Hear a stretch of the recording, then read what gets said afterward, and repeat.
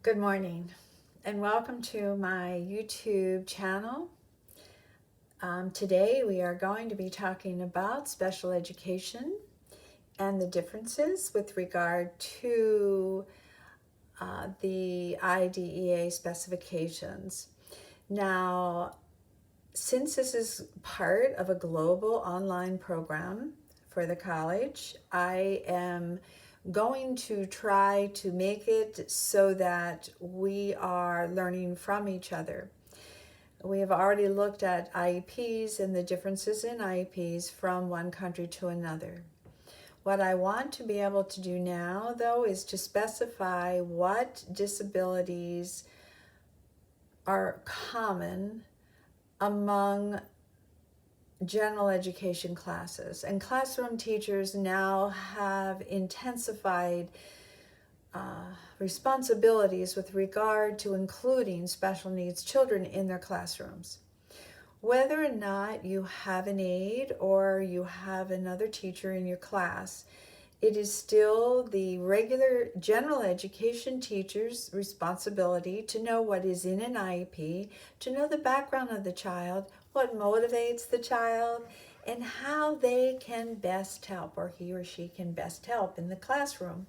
It is just as important to have the general education teacher know as much background information as the special ed teacher. There might be times when the special ed teacher calls out sick and you have the responsibility of still including that child. So it's extremely important for us to understand disabilities, particularly the ones you're going to have in your classroom.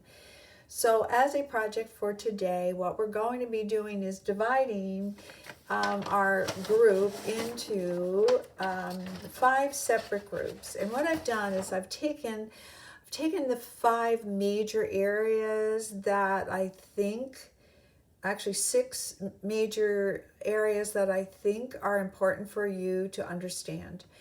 I also want to caution any teacher who is overseas with children and instructing children where English is a second language. A lot of times, English is a difficult language to learn, but it also takes time, and developmentally children are at different stages. So children who are inattentive may not necessarily be learning disabled, but may really still be struggling to put English into place. And I want to caution all of our teachers to recognize that it's a challenge, and we need to look at the children first as if they would also have that same issue in their first language, especially if English is their second language. So I just want to put that little cautionary piece in place. Now, for our course today, we're going to break up into 5 groups. And it is set up so that you may choose, the groups are set up online so that you may choose who will be in the group up to a certain number, and then it'll push you over into another group. So choose wisely and decide how you want to proceed or who you want to work with. These are the 5 areas that we're going to be studying: learning disabilities, motor disabilities, visual and auditory disabilities, ADD, ADHD, and autism. And ADD and ADHD are combined. And you will find that on your Canvas module 2, so that you will have, and as well as the assignments. I want to start out, however, by sharing just a couple of things with you. I think it's very important when you're studying about learning disabilities, particularly since dyslexia is a common term used. And I do happen to be Wilson trained, and I am a dyslexia specialist. Dyslexia is an umbrella term, and it just means an inability to read for whatever reason. A lot of times it might be neurological, and it's the processing that goes from the brain, from the written word to the brain, and then out through expressive language. So there's many ways that dyslexia can show itself, and it isn't always in writing backwards. I guess that's the point I want to make, and I want you, as when your group works on it, to look at that as well. And also, when you're looking at learning disabilities, look at dyscalculia, which is the difficulty with math, and dysgraphia, which is an inability to write. And there are many causes and many reasons and many ways that we can use to help children with those learning disabilities. So, as in with all of those 5 categories, I would like you to look for a definition. Look for YouTube videos that actually show a child who struggles, but very short videos that show a child who's really struggling. Let's say it's an autistic child, and there's such a pendulum.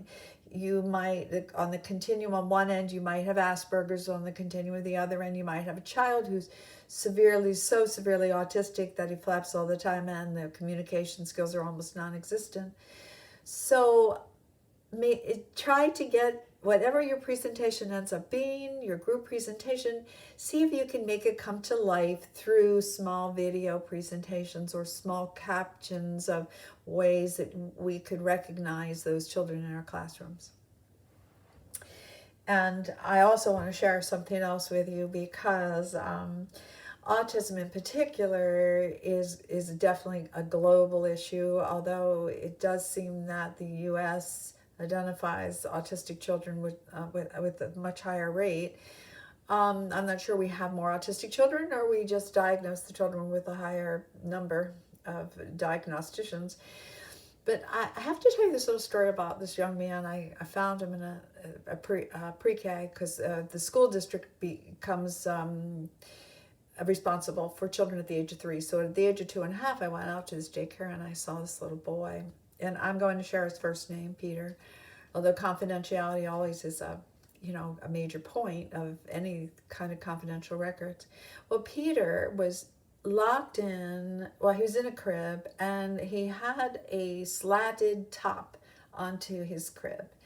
And he was the most amazing child. They did it for safety issues to keep him in there.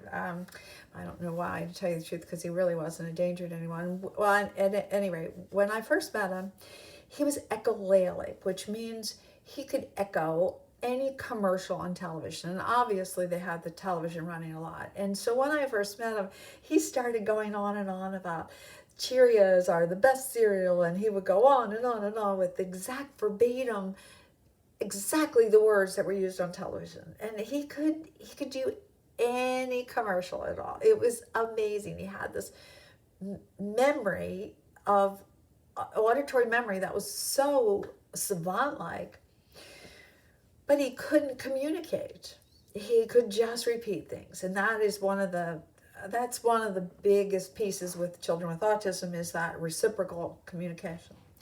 And we actually had to go, once we got him into our school, we had to teach him the meanings of look at a face and be able to teach him the meaning of what a face, what a smile meant, what a frown meant, a displeasure. And we've had other autistic children too. We actually have had to put tape on the floor so that they understood that they would stand back this far before they would talk to someone else, because otherwise they'd be in their face. And so there's so many interesting and fascinating aspects of every single one of these disabilities. And even with the motor disabilities, I had a young girl, again, preschool. I went out and I was told she was not going to live another year. Well, she's 28 years old today. She has a giant dog, and she has spina bifida. And the odds of having spina bifida, I think, were like 1 in 100,000 at that point. And we actually had 2 in our little school. It was just like amazing. So we learned a lot about spina bifida. And at one point, she was very fragile. We actually got a grant from Beltel, and back then, and we had a television placed in our classroom, and she could talk to us at home, and she was part of our class. We had an aide in the classroom that rolled the TV around, and wrote down things for her, and her mother was at the other side. So yeah, it's really come a long ways since the very first beginnings of that segregated classroom where children who had disabilities weren't ever seen, were never included, and were totally segregated in a different building completely. So it's kind of neat how far we've come. But what I'd like you to do for this is sign up for the groups. There's 5 groups, as I've said. Look up the definition, give an example, and show if there's causes. By all means, explain the causes. I was spina bifida, the spinal cord actually didn't finish developing, and then talk about the challenges and describe it in so much detail that when you do your presentation to the other students in our group, we're going to be taking notes with your presentation, and that way we're going to know more. You're going to teach it to us. So we're going to do group work with regard to those disabling conditions. And that will finish out this week, and then the weekend that we're going to all again be working in great detail. What we're going to be doing is actually using classroom strategies, looking at accommodations and modifications, and we're really going to look at what can we do as general ed teachers and as special ed teachers and teachers in general to help these children feel like they're part of the group and feel like they can compete and have them learn just as easily as everyone else learns, because we're going to make it a great place for them to learn as well. We're going to make those accommodations, we're going to make those modifications, and we're going to add those strategies. So I hope this kind of helps you just a little bit, and hopefully we'll be on Google Hangout, and we'll also be able to talk a little bit, but I'm going to ask you to take a look at this at 9 o'clock on I guess it'll be your 15th in the morning when we start out. So at least we all start out on the same page and we all have an idea, hopefully, of where we're going. And then we'll do the Google Hangout, sorry, and we'll go from there. So I'm looking forward to working with all of you. I'm very excited to be your professor, and I think we're going to have a good semester, even though we are doing this online in a totally different environment. Good luck to all of you.